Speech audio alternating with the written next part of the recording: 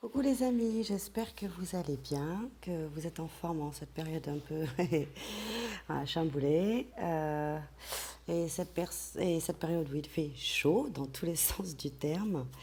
J'avais envie de faire cette petite vidéo pour faire un petit point, aller voir ensemble les informations qu'on peut avoir, comment on peut être aidé dans cette période. Et je suis partie sur la question très large, c'est la fameuse question de ce vaccin, parce qu'on me l'a posé à plusieurs reprises dans le cadre des séances, et du coup, plutôt que de faire des réponses individuelles, parce que je ne peux pas, je n'ai pas le temps, et je pars en vacances demain, enfin je suis en vacances demain, donc je me suis dit, allez, on va faire un tir groupé, on va aller voir, et qu'est-ce que je peux transmettre, qu'est-ce que je peux apprendre moi, et puis ensuite vous transmettre.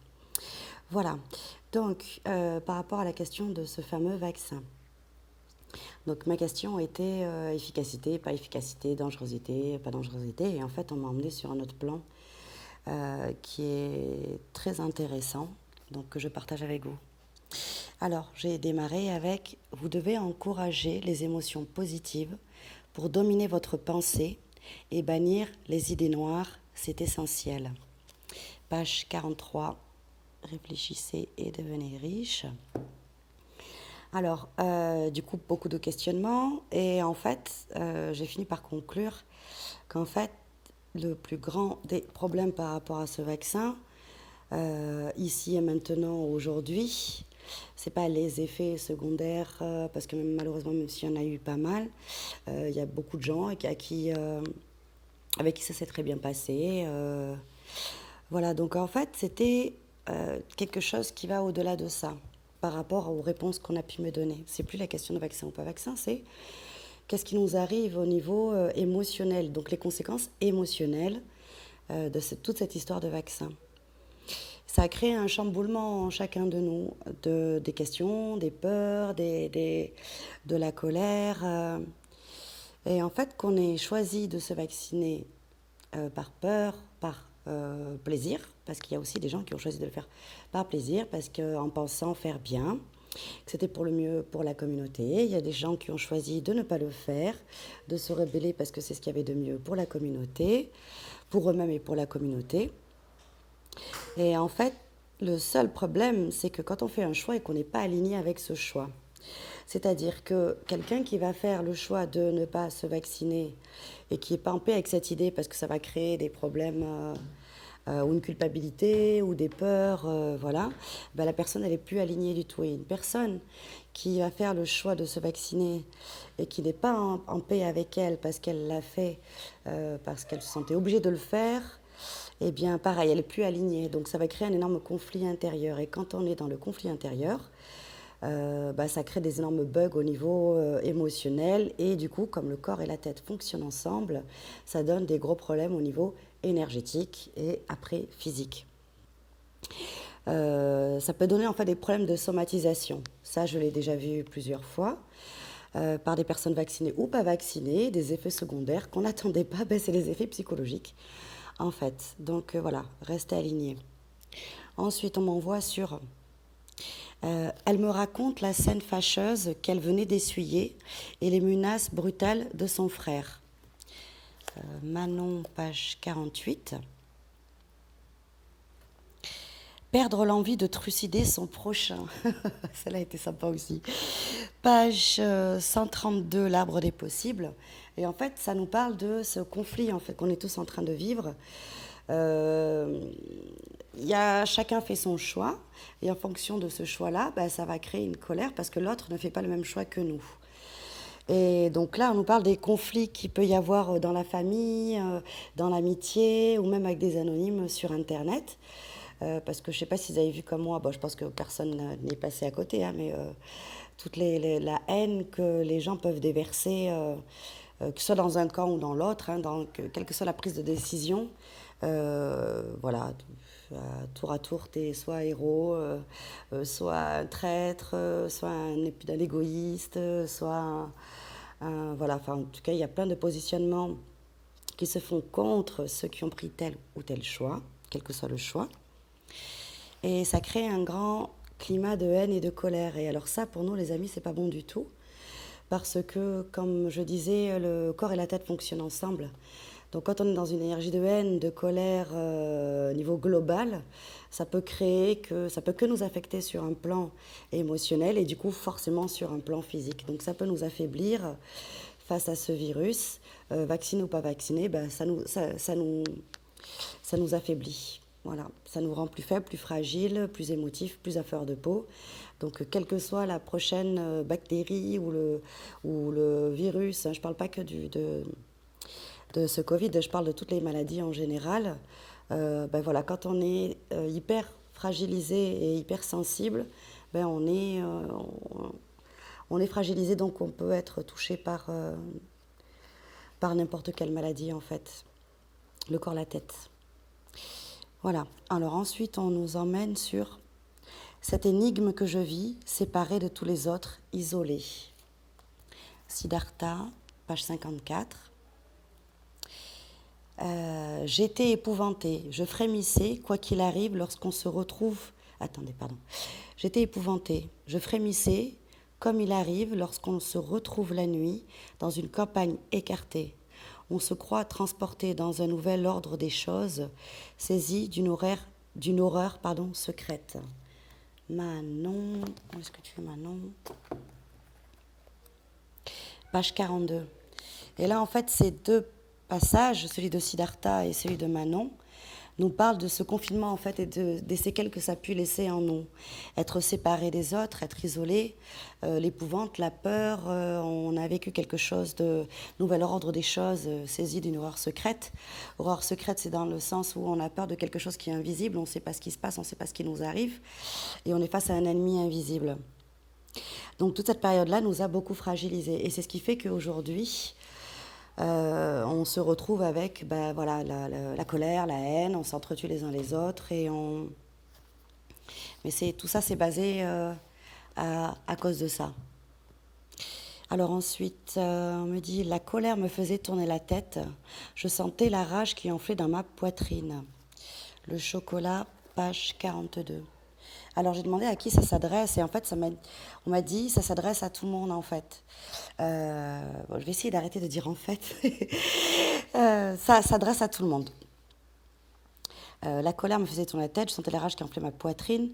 Donc quelle que soit la décision qui a été prise pour trouver une solution finale pour que tout ça s'arrête, ben, il y a de la colère quand même, il y a de la colère partout. Il y a de la colère, il y a de la rage parce que l'autre n'a pas fait le même choix que moi et on va se juger mutuellement les uns les autres. Ok, ensuite, alors j'essaie de me relire. Ah oui, ensuite, résignez-vous. Donc je demandais quelle solution, qu'est-ce qu'on peut trouver comme solution pour se sortir de là en sachant que on n'aura pas la question de les effets secondaires de ce virus sur du long terme, à moins de faire un voyage dans le temps. Voilà, on l'a pas, on l'aura pas, on ne sait pas ce qui va se passer dans 1 an, 2 ans, 3 ans, 10 ans. Donc c'est ce qui crée le doute, la panique et l'envie d'aller se faire vacciner très vite ou l'envie de ne pas aller se faire vacciner très vite non plus. Alors, donc, résignez-vous à garder pour vous ce que vous pressentez et laissez chacun évoluer à son rythme. Sachez vous taire si on ne veut pas vous entendre. Page 54, je pense trop. Donc là, c'était une invitation en fait d'arrêter nos débats et de se battre les uns contre les autres. Parce que, et c'est pas la peine d'essayer de convaincre ceux qui n'ont pas envie d'être convaincus, quelle que soit la décision qui a été choisie, parce que quand on ne veut pas entendre, on ne veut pas entendre. Voilà, c'est valable pour nous tous. On pense que le choix qu'on a fait est le meilleur pour nous et même le meilleur pour les autres. Donc c'est pas la peine quand il n'y a plus moyen de discuter, autant arrêter le débat parce que ça va créer plus de dispersion, de division et d'autres blessures, des blessures de se sentir rejeté, se sentir humilié, se sentir pas compris, sentir que la personne en face de nous nous prend pour un âne ou pour quelqu'un qui est débile, qui ne comprend pas. Voilà, donc c'est pas la peine en fait. Quand on n'a pas envie de comprendre, on ne comprend pas. Donc quand c'est des discussions qui sont basées sur le dialogue, c'est super.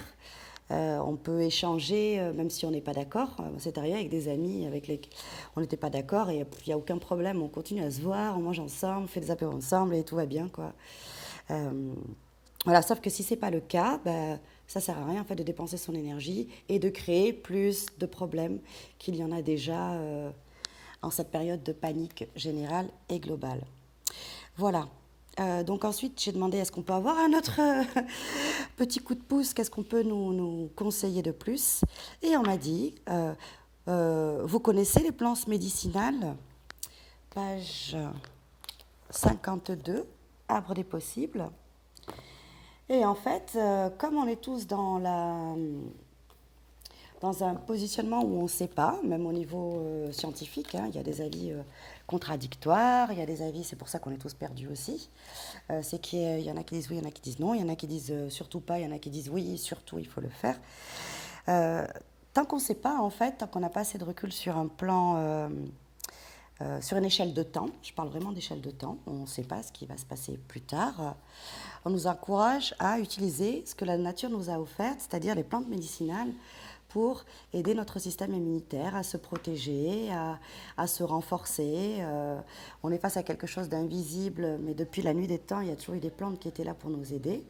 Donc d'aller chercher dans ces ressources-là ce qui peut nous aider à nous rassurer, nous apaiser, parce qu'il y a plein de plantes qui sont super pour ça aussi, nous apaiser, garder notre calme, rester serein, et en même temps renforcer notre système immunitaire comme on peut le faire dans la médecine chinoise. Par exemple, la médecine chinoise est beaucoup dans la prévention, c'est-à-dire qu'on n'attend pas qu'il y ait quelque chose qui arrive, on prépare le terrain, c'est-à-dire qu'en mois de septembre, enfin je parle de ça parce que c'est un exemple que je connais bien, j'avais une super homéopathe qui est partie à la retraite et qui était beaucoup dans l'anticipation, c'est-à-dire qu'au mois de septembre, préparer le terrain pour les enfants, pour les adultes, on va prendre des vitamines, on va prendre certaines plantes parce qu'on sait qu'il y a le froid qui va arriver, les virus qui vont avec, donc on va se préparer, préparer notre corps pour que préparer notre corps pour qu'il soit plus solide au moment où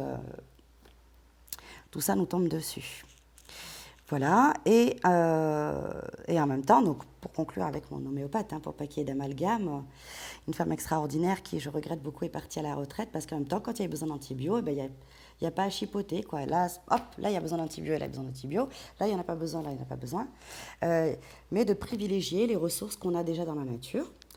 Que ce soit à travers des tisanes, je parle d'homéopathie, mais il y a des gens qui ne sont pas du tout là-dedans, et c'est pas grave, quoi. Ça peut être, je sais pas, un massage, des tisanes, ça peut être l'alimentation, voilà, chacun trouve ce qui lui parle et ce qui peut lui faire du bien, mais la priorité, en fait, par rapport à l'encouragement, c'est d'aller chercher ces ressources que notre chère planète Terre nous a données pour gérer et dans ce qui se passe au niveau de ce virus et aussi au niveau émotionnel. Parce que voilà, beaucoup de peur, beaucoup d'anxiété, les peurs créent engendrent de la colère, l'incompréhension engendre de la colère.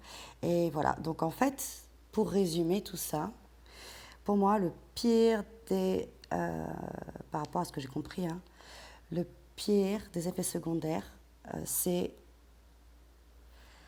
la culpabilité et la colère. Voilà, voilà. Donc, soignons-nous, préservons-nous et faisons en sorte de passer cette période dans les meilleures conditions possibles en attendant de voir ce qui va se passer. Voilà. Prenez bien soin de vous, passez un bel été et je vous embrasse. Au revoir.